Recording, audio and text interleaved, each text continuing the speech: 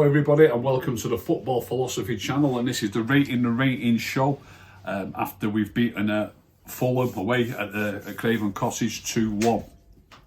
I think United are really taking shape at the moment. Having watched watching the game live, you're frustrated at every little thing that goes wrong, and you so much want it to go right, and you notice the things that go badly. But having watched it again a second time around, we played a little bit more good football that I really appreciated while watching it live, and I do think it's actually taking shape at the minute. I think the left side's looking solid, Shaw and Marshall. Greenwood did okay on the right as well and linked up okay with Wan-Bissaka. Got a couple of good crosses in, and we're holding the ball better, I think, and getting more passes in and pulling them around. And they're struggling to get hold of the ball because we're keeping it so well at times. And I'm honestly getting a bit more excited about our title challenge. I do believe that we're improving bit by bit, as everybody knows, we're already at the top. Okay, City have got a game in hand and they're only a couple of points behind, so they're probably favourites. But I do believe we're improving. So fingers crossed we can still be there at the death. But anyway, the ratings for the game last night at Fulham. I've chosen the ratings for the Manchester Evening News, and the Manchester Evening News on David De Gea. They said he had little to do in the first half, but made a big save from Ruben Loftus-Cheek at 2-1, which he did. Maintained concentration for when he was needed, and they're giving him a 7 out of 10 and a 7 out of 10. Anybody who remembers, I've rearranged my markings that are all on here now, and a 7 on my markings is good, and I think it's fair enough to say that David De Gea had a good game, so I'd agree with that 7. Aaron Wan-Bissaka, they've said played Adebola Lookman on side and was caught out again on another unconvincing night. Had to be told when to venture forward. I don't know how they know that. Maybe they can hear the coaches on the bench. A big block late on though, and they've given him a 6.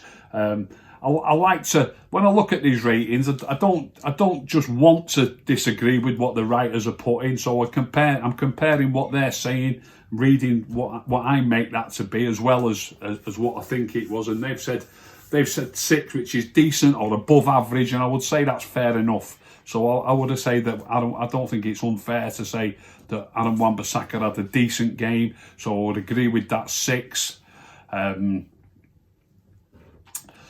Eric Bailey, they've said Dozily dared to let Lookman through. When had he stayed with him, he might have prevented the goal. Improved as the game wore on. That's easy to say, improved as the game wore on. The goal was scored in the first 4 minutes, I think, wasn't it? Certainly the first 5 or 6 minutes anyway.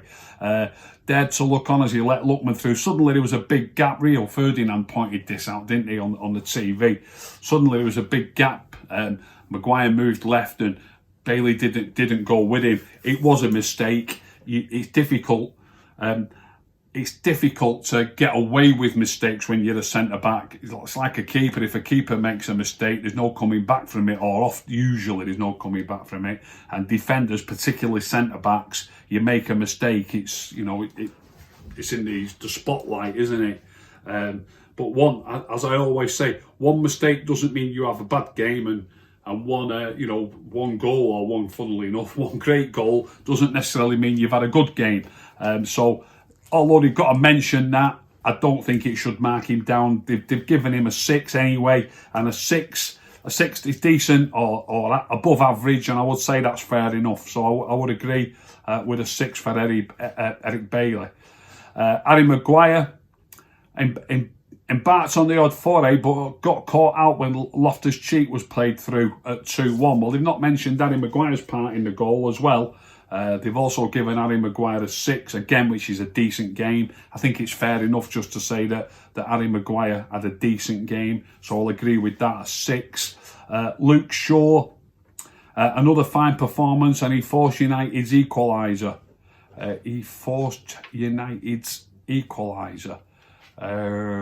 Well, it was Bruno that flashed it across from that flank, so I think he's made a mistake there, and the keeper saved it, and parried it out really to Cavani. United coaches have stopped telling him when to go forward. I don't understand this. I don't know whether they've got an insight. But anyway, they give him an 8, and an 8 is very good. It's funny what happens with players, and I'm a massive fan of Luke Shaw. I think everybody who watches regular knows that I am a massive fan. But people are either in favour or out of favour. And I don't need to name names. There's certain players who seem to be in favour all the time, and I believe they get a higher mark than they deserve far too often, if not nearly every week. And some players, when they're out of favour, they just get a poor mark every week, no matter how they play. And I'm absolutely adamant that happens. So suddenly, Luke Shaw, he's had a brilliant game at Anfield, and you know, he's been talked about for a bit as playing well. So I think they just jump on that bandwagon. And an 8, I mean, their ratings might be a bit different to mine, but they've got to be similar, surely. And an 8 is very good. I wouldn't say Luke Shaw had a very good game last night. I would say he had a good game. He was perfectly decent, solid. I saw him get nutmegged twice in the space of a minute, by the way. And a couple of slack passes as well. I would say Luke Shaw had a very good game last night. I would say he had a good game. So they've given him an 8. I think it's the first one I've disagreed with. I would knock Luke Shaw down to a 7. And I'm not criticising him. You know, he had a good game. That's it. Simple as that. A good game. So a 7 is fine for that. Fred, they've said, played a pivotal role in the move for Cavani's leveller and complimented Paul Pogba in a bold duo. I'm not too sure what he means by why is it a bold duo? McTominay and Fred often play together. Maybe it's bold because Pogba's playing next to Fred and is a bit more expansive than McTominay. Yeah, perhaps I can see where he's coming from with that. Played a pivotal role. Fred did very well on that, but there was a few too clumsy bits in the middle of the field for me, and I saw him get brushed aside too easily by Loftus-Cheek on a run through, and he tried to chase him back, couldn't get anywhere near him. There was a ball dropped to him that he should have controlled, and he tried to clear it. It went up in the air. There was just, as I often see with Fred, there's too many clumsy bits for me to say that he was. Well, they've given him a 6. They've said he had a good. That's a decent game. They've said a 6. Average is 5. I'll just about stick with the 6 that the Evening News have said with Fred. Just about. I'd be tempted to say he was average, but he did do enough. He probably did enough good things to balance out the poor bits. I like to think that a player has got to do all the simple things right. You've got to get all the simple things right. And if you do 4 or 5 poor things, that's too many poor things, especially if they're really poor, and 2 or 3 of them were, by the way. If you do 4 or 5 really poor things, you need to do 2 or 3 special things to balance it out. And maybe Fred, he certainly did really well when he was involved in the goal. He was involved in the move twice. So I think a 6 for Fred, they've said, is fair enough. Decent, above average, that'll do. Paul Pogba, booked early on for a cynical foul, but did not let it affect his performance level. Scored fabulously to put United ahead. It was an astonishing goal. It really was a stunner. They've given him an 8, which is very good.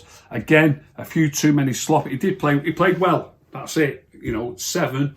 I'm going to put a stroke there on my mark. Is good or well. If you just say somebody played well, do you need to say any more? So I would say that Paul Pogba played well last night. I won't go overboard. He scored an absolutely fantastic goal. He did plenty of decent stuff.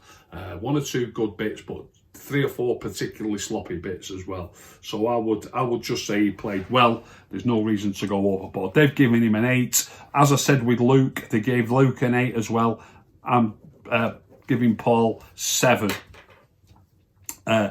Mason Greenwood, they've given him a 5, an entirely logical recall, but Greenwood did not offer enough again from the right, and his Reykjavik hangover continues. That's what they're saying.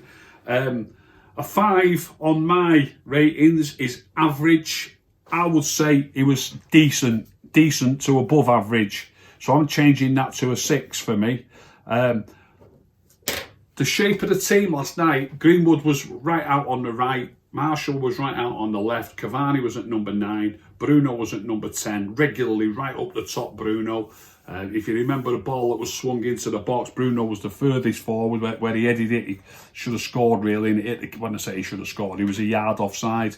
Bruno's often the furthest forward player, so because he's playing so far forward, it's regularly very much like we've got two forwards. You'll see him pressurising defenders, even pressurising goalkeepers sometimes. So if you've got Cavani and Bruno playing, Greenwood and Marshall, they've got to stay out wide. We've got to make the width. We need to cover the width of the pitch, not just for our attacking processes, but also if they win the ball back, if everybody's narrow, they can get down the sides too easily.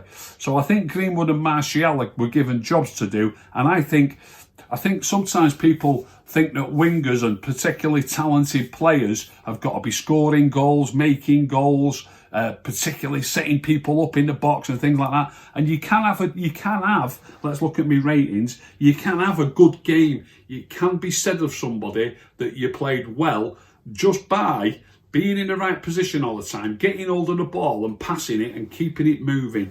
So I'm not going to say he had a good game, not even going to say he played well, because they've given him a 5, which is average. I'm going to say Mason Greenwood was 6, which is, as I say, decent or certainly above average. Anthony Martial, they've given him a 6. Anthony Martial, the same job as Greenwood, but to me, even better than Greenwood. Some of the bits of stuff, some of his control and his passing that sets the moves going and keeps the moves flowing as well.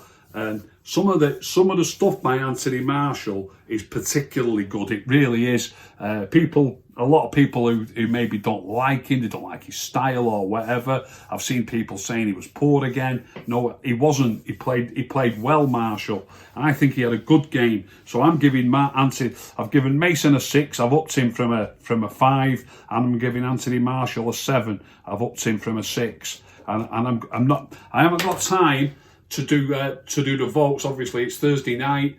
It's the weekend's right up on us, so I'm going to do a player in focus tomorrow, and rather than do the voting for it, then I can just get cracking with it in the morning. I'm just going to do a player in focus on Anthony Martial from this game. I'm going to point out one or two of the poor things that he did, but like I said earlier, if you do a few really good things on top of your poor things, if you've only done a couple of 3 poor things, then you can still have a good game despite doing 2 or 3 poor things. At the moment, I've only given 7s to De Gea, Luke Shaw and Paul Pogba, and I think Anthony Martial was up at that level. Not that that's necessarily a fantastic level, I'm just saying he had a good game. That's what 7 is. It's as good. I think Anthony Martial had a good game, and I'm going to do a player in focus on him tomorrow. Bruno Fernandes. Oh, I've not read what they've said, by the way. About Anthony Martial, they've said, not off it, but not on it. Not off it, but not on it either. Definitely not off it. I thought he was on it okay. It really was okay. Surprisingly retained over Marcus Rashford. And though committed, was out-muscled by Fulham's defence. He was out-muscled by Fulham's defence a few times, but on those occasions he was generally either A, fouled and won the team a free kick, or B, surrounded by players. So he was out-muscled a few times, but that's just football. That can happen. The first bit, surprisingly retained over Marcus Rashford. I would love to ask the writer what he actually means. At Anfield on Sunday, Anthony Martial was given the job of tracking Trent Alexander. He played wide on the left. Marcus Rashford played number 9. Marcus Rashford had a poor game. Anthony Martial had a good game. So I'd love to ask him why he's surprised. If he's surprised that Anthony Martial was retained because he thought Marcus Rashford played better than him at Anfield, then he doesn't know the first thing about the game. Or he might just mean that he was surprised that Martial played in front of Rashford because Marcus is more favoured by the club and by the management and by the fans. If he thinks that he was surprised that Rashford didn't play because of that, then that's fair enough. But if you think Rashford should have played because he played better than Martial at Anfield, you're miles out. So there you go. We've got Liverpool again this weekend, and he did such a good job at the weekend against Liverpool. I'll be shocked if Martial doesn't play in the same position in the cup tie this weekend. I'll be shocked. And I'll tell you this as well, if he doesn't play and Rashford plays there, Trent Alexander will get a lot more freedom on Sunday than he got last week. Bruno Fernandes struck the post and immediately went about ensuring United would score from the next attack, and they did. Worked tirelessly, 100%. He does that every time he sets foot on the field.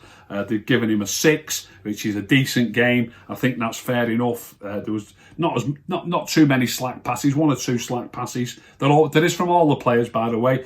What I like to look at is when they lose the ball, if they should have done better. Sometimes they give the ball away and they're trying to get it through a gap and a defender manages to stretch a leg out and get it. And I noticed that happened to Martial. He tried to put somebody through the inside left channel and the defender just managed to get over. But sometimes when they give the ball away, it just goes straight to the defender and there's no degree of difficulty for the defender. They're the ones that I don't like. So I think there was 2 or 3 like that from Bruno that were a bit sloppy, one that went into touch. So he had a decent game. Didn't do it too often, and he did plenty of good things. I would just say a decent game. So Dave said 6. I agree with 6 for Bruno. And Edison Cavani will be the 1, 2, 3, 4. He'll be the 5th 7. I'm tempted to go, yes, I'm going to change it actually. He's going to be the only one who gets an 8 because they've given him a 7. They've said... Edison Cavani pounced expertly for his 5th United goal and first from a start in the league. Should have scored in the second half to make it easier. I can't think for the life of me what that one was. Unless it just means he hopes he would have scored in the second half to make it easier. But yeah, I'm upping him to an 8, and that all 8 is very good. It's quite simple. I thought he had a very good game, Edison Cavani. He really worked his socks off. He was nicking the ball back off him, chasing back. He won 1 ball back in his own half. His hold-up play's good. As they've said, he got the goal. His passing's good in their half. He takes care of the ball, and he wants to make the right decision virtually. Well, he wants to every time he gets it. I really am impressed by Edison Cavani, and I was well pleased with him. And I think an 8 out of 10 is fair enough for Edison Cavani, which is, as I say, on my new ratings, an 8 is very good. And I thought Edison Cavani had a very good game, and he's probably the only player who you could say that about. So I did give him man of the match when I did my fan cam after the game. So as I say, I'm going to do a player in focus tomorrow, which will be Anthony Martial. There's no time for voting. I'll be back tomorrow with that. I'll also be back tomorrow with a short show previewing the Liverpool Cup tie. The next league game's not till midweek next week. We've got Sheffield United in the midweek. Desperate to beat Liverpool in the Cup. I'm sure the manager will be. He's going to want to win a trophy. He keeps saying that he wants to win a trophy, and that can start the ball rolling. So desperate to win this game on Sunday, and then obviously back to the league stuff during the week, and hopefully another 3 points. So the lineup, I think there'll be some changes for the game against Liverpool, being a cup tie, but I don't think there'll be wholesale changes. After he's done his press conference tomorrow, we'll find out if he says anybody's definitely getting a start. He might say that. Sometimes he does.